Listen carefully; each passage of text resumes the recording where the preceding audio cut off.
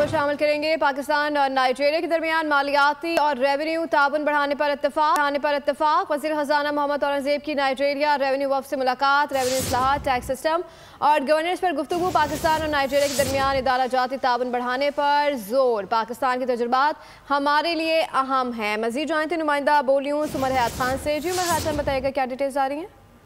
जी बिल्कुल, वज़ीर ख़ज़ाना मोहम्मद औरंगज़ेब से नाइजीरियन रेवेन्यू डेलीगेशन की मुलाकात हुई है और मुलाकात में पाकिस्तान और नाइजीरिया के दरमियान मालियाती और रेवेन्यू ताउन बढ़ाने पर इत्तफाक किया गया है। मुलाकात में रेवेन्यू इस्लाहात, टैक्स सिस्टम और गवर्नेंस पर गुफ्तगू हुई है।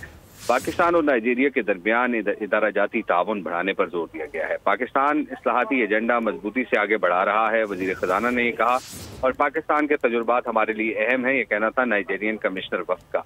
नाइजीरिया का वफ़द पाकिस्तान के रेवेन्यू शेयरिंग मॉडल का जायजा ले रहा है। बैरूनी खाते में इस्तेहकाम, अफरात ज़र में कमी आई है। वज़ीर ख़ज़ाना ने ये ब्रीफिंग दी और कहा कि मार्केट का जो एतमाद है वो बेहतर हुआ है।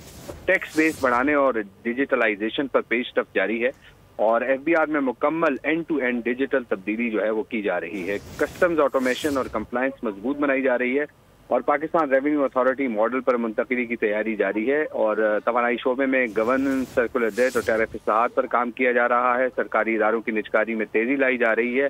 24 इदारे जो है वो जो प्राइवेटाइजेशन कमीशन है उसको मुंतकिल किए गए हैं। पेंशन इस्लाहात और राइट साइजिंग के इकदाम भी किए जा रहे हैं।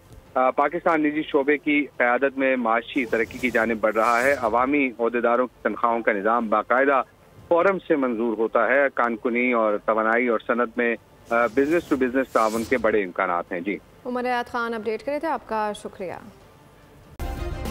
सब्सक्राइब करें और बेल दबाएं ताकि कोई खबर रह न जाए।